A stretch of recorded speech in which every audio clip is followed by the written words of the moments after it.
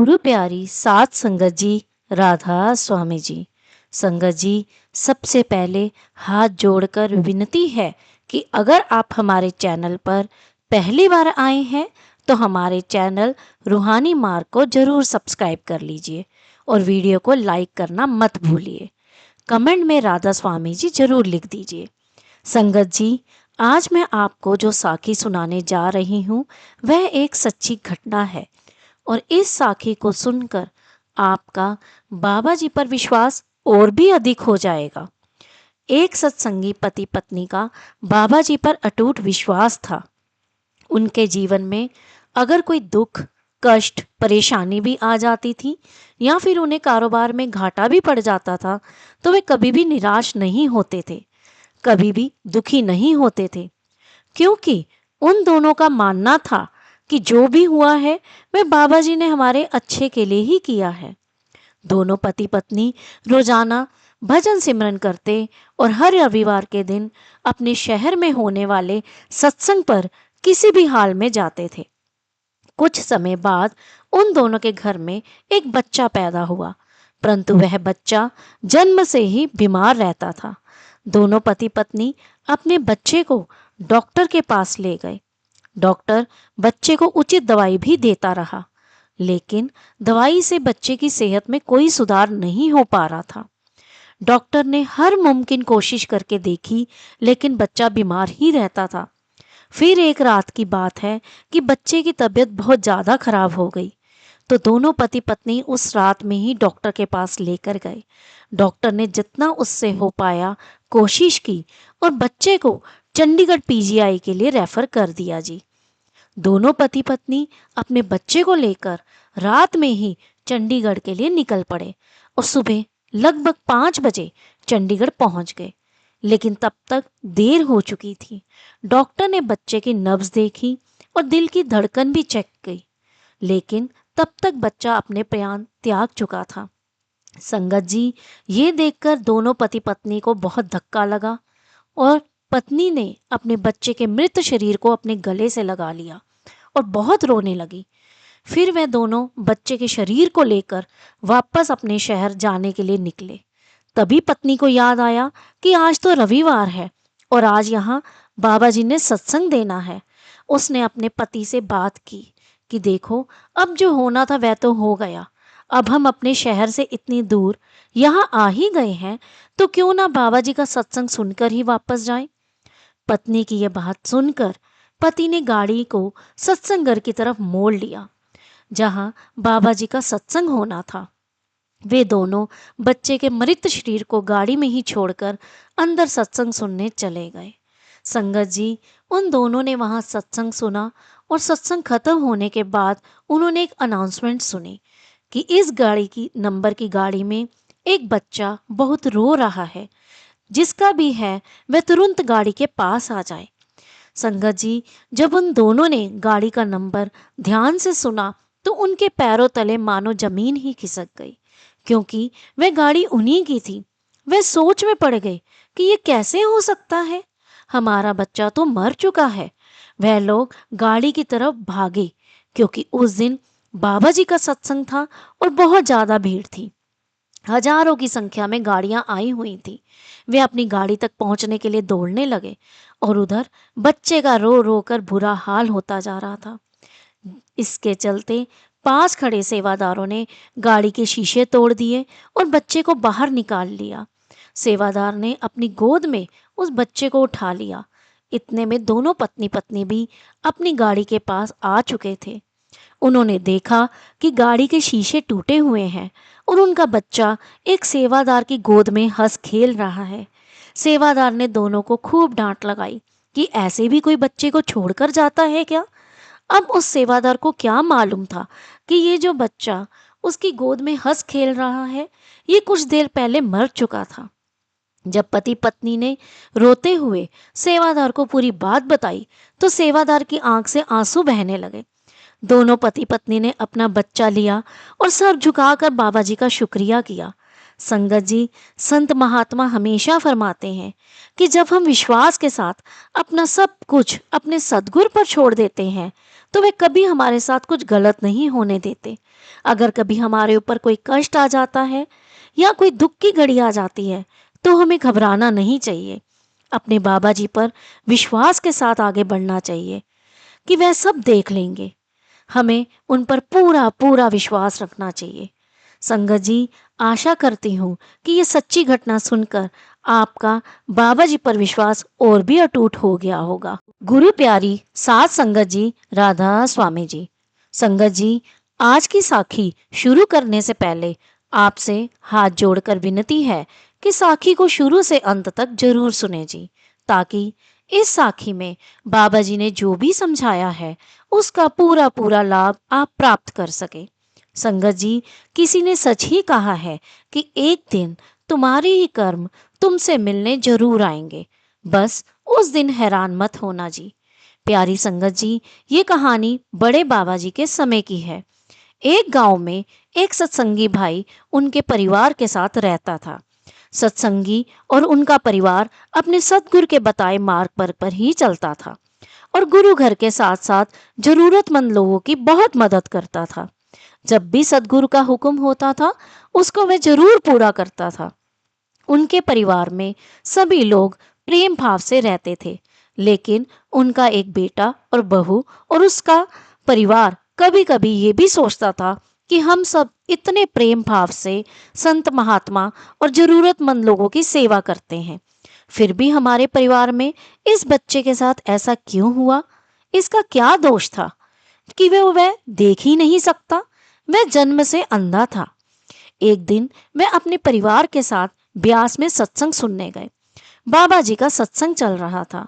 हजारों लाखों श्रद्धालु उस सत्संग में बैठे हुए थे।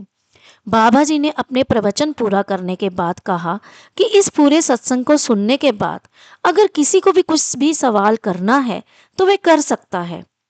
हजारों लाखों श्रद्धालुओं के बीच उस अंधे अपाहिज पुत्र के पिता ने सतगुरु से एक सवाल किया कि बाबा जी, हम सब निस्वार्थ भाव से जरूरतमंद लोगों की सेवा करते हैं और हमारा पूरा परिवार अहिंसा के मार्ग पर चलता है, कभी भी किसी के बारे में बुरा नहीं सोचता, ना ही किसी का बुरा करते हैं।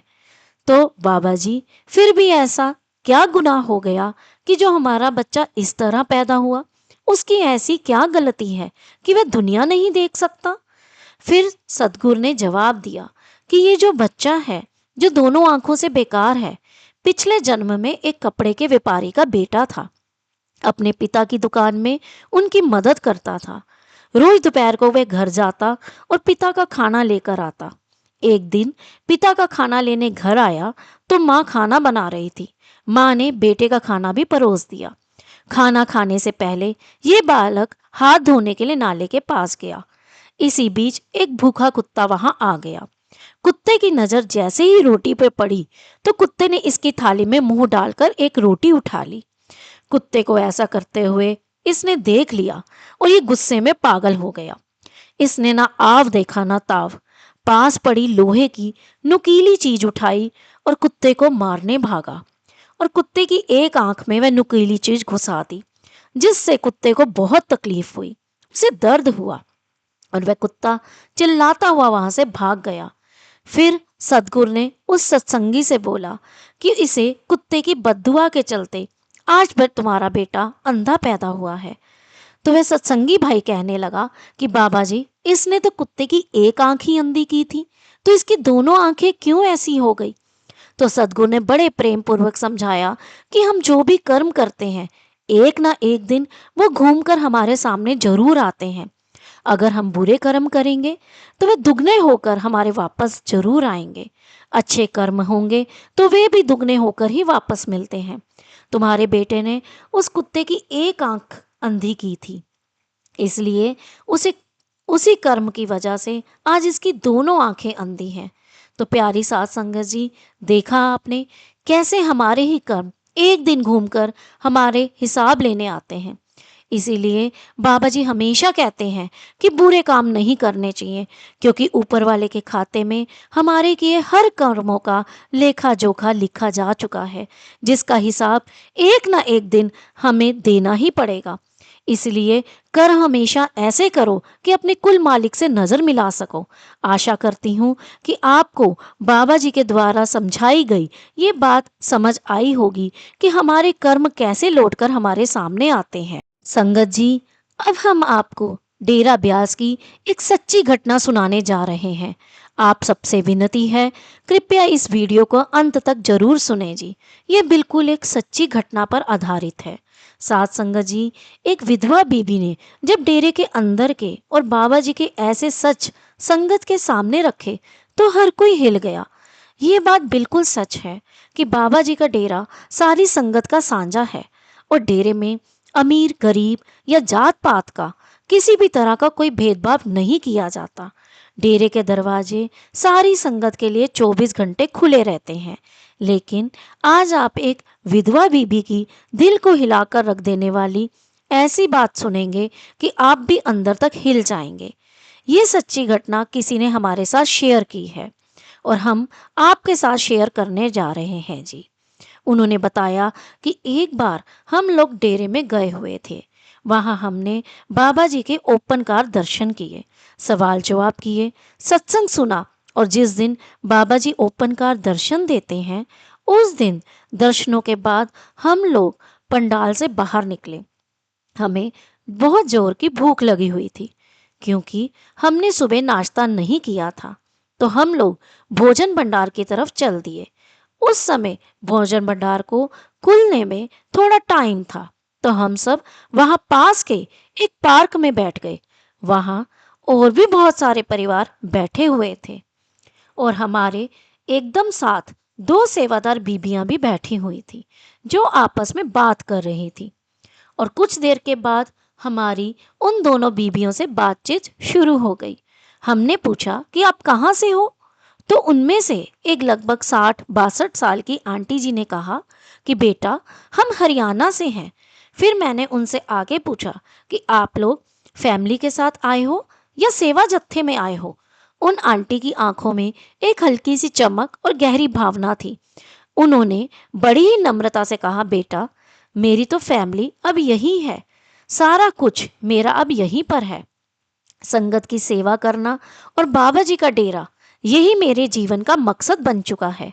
उनका जवाब सुनकर हमारे दिल को कुछ अजीब सा महसूस हुआ। हम लोग इस बात को सुनकर थोड़ी देर के लिए चुप हो गए और कुछ देर की चुप्पी के बाद हमने पूछ ही लिया, आंटी जी लेकिन आपका परिवार, आपके बच्चे वो सब कहाँ है? क्या आपकी शादी नहीं हुई? क्या आपका परिवार नहीं है?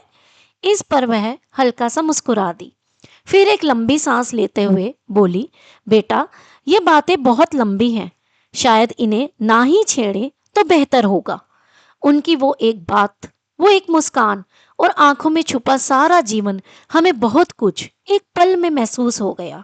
उस दिन हमने समझा कि बाबा जी का डेरा सिर्फ कोई जगह नहीं है, ये तो एक भाव है, एक परिवार है जहाँ हर कोई अपनेपन से बंधा होता है, चाहे वो किसी भी कोने से आया हो। इसी बीच उन आंटी जी के साथ बैठी दूसरी सेवादार बीबी ने भी वही बात दोहराई कि बेटा इसकी कहानी ना ही पूछो तो अच्छा है।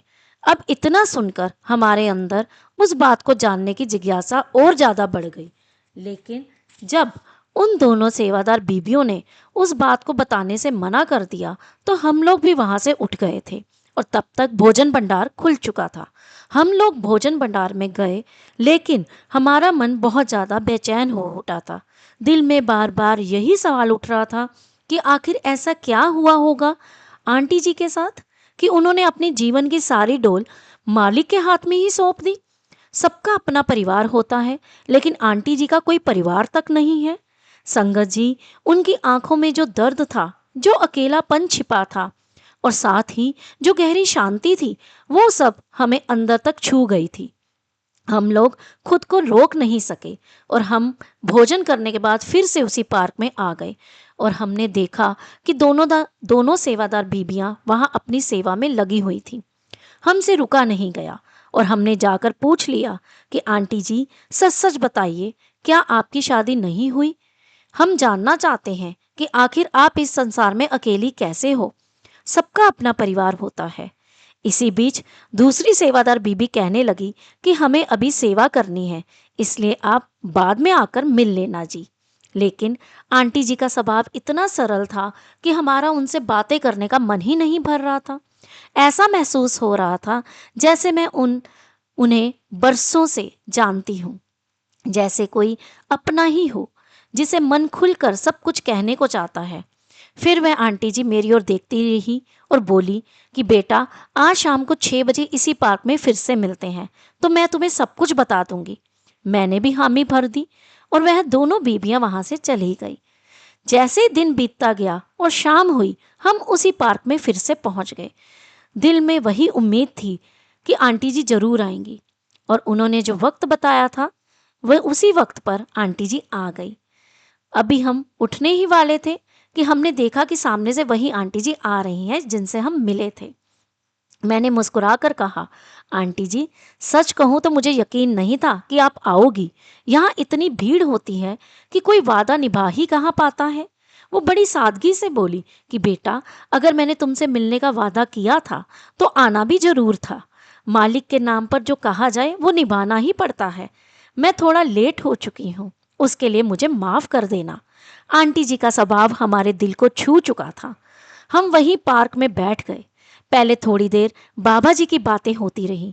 फिर मैंने धीरे से कहा, आंटी जी, अगर आप बताना चाहो तो बता दीजिए कि आपकी जिंदगी में क्या हुआ था। आंटी जी की आंखें थोड़ा नम हो गई, लेकिन उनका चेहरा अभी भी शांत था। उन्होंने बताया कि बेटा, मेरी शादी हुई थी। मेरा मायका पूरा सत्संगी था, बाबा जी के प्रेम में डूबा हुआ था। मेरी शादी 22 साल की उम्र में ही हजूर महाराज जी से के समय में हुई थी। हजूर महाराज जी से भजन सिमरन की दौलत भी मिल गई थी। मैं भी पूरी लगन से साधना करती थी, लेकिन मेरी शादी ऐसे घर में हो गई जहां बाबा जी का नाम लेना भी गुनाह समझा जाता था। वे लोग सत्संग से बहुत दूर थे।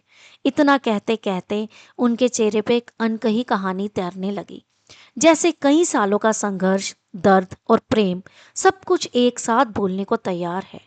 उस पल मुझे समझ आ गया कि कुछ लोग बाहर से भले ही अकेले दिखें, लेकिन उनके भीतर मालिक का प्रेम ऐसा गहरा होता है कि दुनिया की हर कमी उसके सामने छोटी लगती है।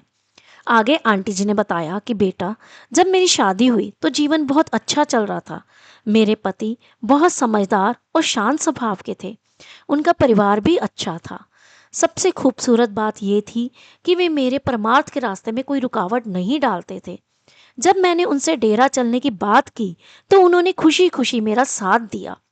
धीरे धीरे वे खुद भी सत्संग में रुचि लेने लगे।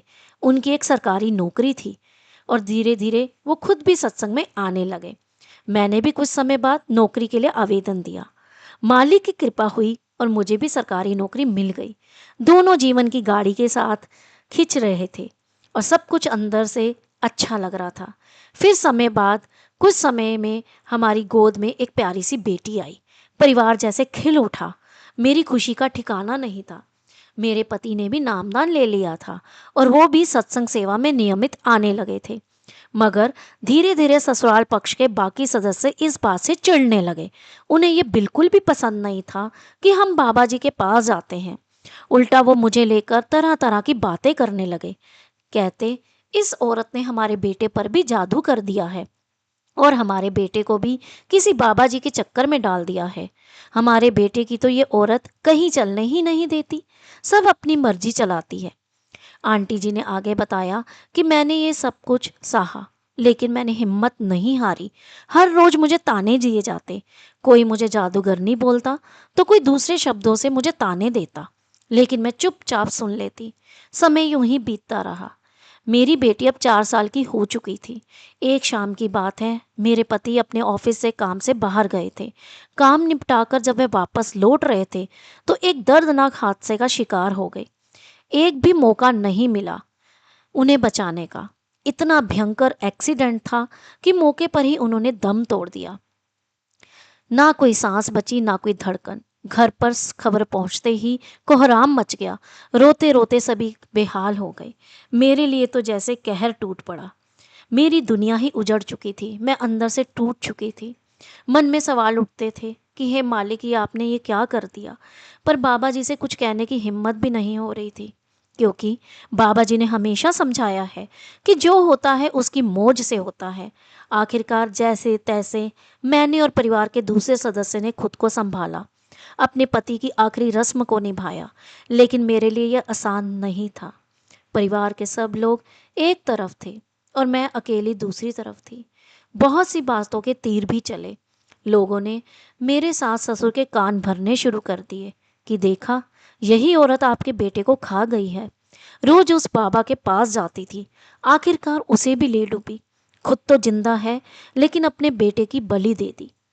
एक दिन महीने ऐसे ही गुजरते चले गए। माहौल और भी ज्यादा बिगड़ने लगा। एक दिन मेरे ससुराल वालों ने सारी हदें पार कर दी। गुस्से में गालियां देते हुए मुझे और मेरी छोटी सी बेटी को घर से धक्के मारकर निकाल दिया। वो मुझे कहने लगे, अब हमारा बेटा तो चला गया है और हम नहीं चाहते कि हमारा घर का कोई और सदस्य भी इस तरह से बर्बाद हो जाए। मैंने हाथ जोड़कर कहा कि मुझे कुछ नहीं चाहिए। इस घर से मेरी सरकारी नौकरी है, मैं खुद खा लूंगी, लेकिन मुझे इस घर में रहने दीजिए। मैं बेटी को भी पाल लूंगी। लेकिन उनकी आंखों में मेरे लिए कोई जगह नहीं बची थी। उन्होंने मेरा हर निवेदन, हर विनती ठुकरा दी। मजबूर होकर मैं अपनी बेटी को लेकर मायके चली आई। लेकिन मायके जाते भी तो किसके पास? माँ बाप पहले ही चोला चोड़ चुके थे। वहां मेरे 2 भाई और 2 भाभियां थी। फिर भी हिम्मत करके वहां चली आई। शुरुआत में मायके वालों ने मुझे सहारा दिया, थोड़ी राहत महसूस हुई, पर यह ज्यादा दिन तक नहीं चल पाया। 2-4 महीने के बाद वहां की हवा भी बदलने लगी। भाभियां ताने मारने लगी कि अपने पति को खा गई है और अब यहाँ आ गई है। उनकी बातें मेरी आत्मा को चीर देती। मेरे दोनों बड़े भाई भी धीरे धीरे परेशान होने लगे। भाभियों ने कान भरने शुरू कर दिए कि अब क्या होगा। घर में तनाव बढ़ने लगा। ये सब देखकर मेरा मन बहुत दुखी रहने लगा। मैं सोचने लगी कि कहीं सच में मेरी वजह से इस घर का सुख चैन न छिन जाए। कभी जिस घर में मेरा जन्म हुआ था और जन्म पर मेरे दोनों बड़े भाइयों ने और मेरे माता पिता ने मेरा स्वागत किया था, वहां अब मैं एक बोझ बन चुकी हूँ। और जिस मायके को मैंने अपने अंतिम आस समझा था, वो भी अब मुझे अपनाने से कतराने लगे हैं। मैंने अपना मायका भी छोड़ दिया और एक किराए के कमरे पर रहने लगी। बाबा जी की कृपा से सरकारी नौकरी तो थी ही और मेरी बेटी का गुजारा भी अच्छे से होने लगा। लेकिन अकेलापन मुझे अंदर से खाए जा रहा था। 1 साल यूं ही बीत गया। हर पल जैसे एक भारी पत्थर बनकर सीने पर रखा हो। अकेली औरत और एक मासूम बच्ची। मैं बस उसकी परवरिश में लग गई। उसे पढ़ाया, लिखाया, उसकी हर जरूरत पूरी की। एक माँ जो कर सकती थी वो सब कुछ मैंने किया। लेकिन जब वो बेटी करीब 11-12 साल की हुई, अचानक उसकी तबीयत बिगड़ने लगी। डॉक्टर, दवाइयाँ, दुआएं, सब कुछ कर लिया, लेकिन शायद किस्मत को कुछ और ही मंजूर था। मेरी इकलौती बच्ची भी मुझे छोड़कर चली गई। उस दिन, उस पल जैसे मेरी पूरी दुनिया ही उजड़ गई। आंखों से आंसू थमने का नाम ही नहीं ले रहे थे। दिल में ऐसा घाव था कि जिसे ना कोई भर सकता था, ना कोई समझ सकता था। मैं बिल्कुल अकेली पड़ गई। सच में अकेले माँ बाप तो पहले ही इस दुनिया से जा चुके थे, फिर पति का जाना, और अब बेटी भी चली गई। अब तो मेरे कमरे की दीवारें भी अजनबी लगने लग गई थी। उस शाम मैं बाबा जी की तस्वीर के सामने खड़ी थी। कोई और होता तो गुस्सा करता, लेकिन मैं तो बस चीख चीख कर रोई ही जा रही थी कि बाबा जी, अब क्या बचा है मेरे पास? कौन है मेरा? मैं कहाँ जाऊं? कुछ पड़ोसी आए, उन्होंने ढांढस बताया बनाया। कुछ ने सिर्फ बातें की, लेकिन सच कहूं, किसी के शब्द मेरे अंदर तक नहीं पहुंचे। मैं अंदर से पूरी तरह टूट चुकी थी। भजन सिमरन सब छूटता जा रहा था। अब तो सत्संग में जाने का भी मन नहीं करता था। दिन रात जैसे एक ही सवाल बार बार मेरे मन में गूंजता था कि बाबा जी आखिर क्यों? नौकरी से भी मैं कई महीनों से छुट्टी पर थी। फिर एक दिन जब मेरी बेटी को गुजरे पूरा 1 साल हो चुका था, मैं अकेली बैठी थी, बिल्कुल खामोश। उसी सन्नाटे में मैंने बाबा जी से बातें करनी शुरू कर दी कि जैसे वो मेरे सामने ही हो। मैंने कहा, बाबा जी, क्या वाकई में मेरे कर्म इतने बुरे थे? क्या मैं वो मनहूस बेटी हूँ जिसके कदम जहाँ पड़ते हैं वहाँ सब कुछ अंधेरे में बदल जाता है? क्या मेरी वजह से सब कुछ खत्म हो जाता है? कमरे का दरवाजा बंद करके मैं फूट फूट कर रोने लगी। शायद जिंदगी भर का दर्द एक साथ बहता जा रहा था। मैं इतनी जोर से रोई, इतना टूट गई कि कब जमीन पर लेट गई मुझे खुद भी पता नहीं चला। और वो फिर पल आया जिसे शब्दों में कहना आसान नहीं है। मैंने आंखें बंद की तो एक दृश्य उभरा। मौजूदा बाबा जी बिल्कुल साक्षात मेरे सामने खड़े थे। वो मेरे सिर पर हाथ रख रहे थे और बोले कि बेटी, जिस दौर से तू गुजर रही है वो सब तेरे कर्मों की किताब का एक हिस्सा है। यहाँ कोई किसी का नहीं होता। सब अकेले ही आते हैं और अकेले ही चले जाते हैं। तुझे लगता है कि सब कुछ छिन गया है, लेकिन सच तो ये है कि तुझ पर मालिक की विशेष कृपा है। कितने ही भारी कर्मों का बोझ उतर गया है। उनके ये शब्द जैसे दिल के हर कोने को छूते चले गए। वो बोले, यहाँ हर आत्मा किसी न किसी पुरानी कहानी का हिसाब लेकर आती है। बेटा, तू तो भाग्यशाली है कि तुझसे ये सब इतनी जल्दी निकल गया। तब मैंने महसूस किया कि बाबा जी मुझसे सचमुच बातें कर रहे हैं, एकदम मेरे सामने खड़े हैं। उनकी बातों में ऐसा अपनापन था, ऐसा सुकून था कि 5 मिनट तक मैं सब कुछ भूल ही गई कि मेरे जीवन में क्या क्या हुआ था। फिर जब मेरी आंखें खुली, कमरे में बाबा जी नहीं थे, लेकिन उनके शब्द अब भी कानों में गूंज रहे थे। मैं रो रही थी, लेकिन अब उन आंसुओं में शिकायत नहीं थी, सिर्फ एक गहरा एहसास था कि मेरे सतगुरु मेरे साथ हैं। मैं सच में अकेली नहीं हूँ। और जब मैंने ये बात एक बहुत कमाई वाली माता जी को बताई तो उन्होंने भी कहा कि बेटा, ये कोई सपना नहीं था, ये साक्षात बाबा जी ही थे। बाबा जी जब किसी के पास खुद आते हैं तो वो लम्हा, वो वक्त उनके लिए बहुत विशेष होता है। तू बड़ी भाग्यशाली है। तो खुद को मनहूस मत बोला कर। तेरे ऊपर तो सदगुरु की बहुत रहमत है। उस दिन के बाद से जैसे मेरा जीवन बदल ही गया। दर्द तो अब भी है, पर एक नई समझ, एक नई रोशनी के साथ कि मेरे सद्गुण मेरे हमेशा मेरे साथ हैं। उसके बाद मैंने फिर से जीना शुरू कर दिया और भजन सिमरन को पूरा पूरा समय देने लगी। सत्संग और सेवा पर भी जाने लगी।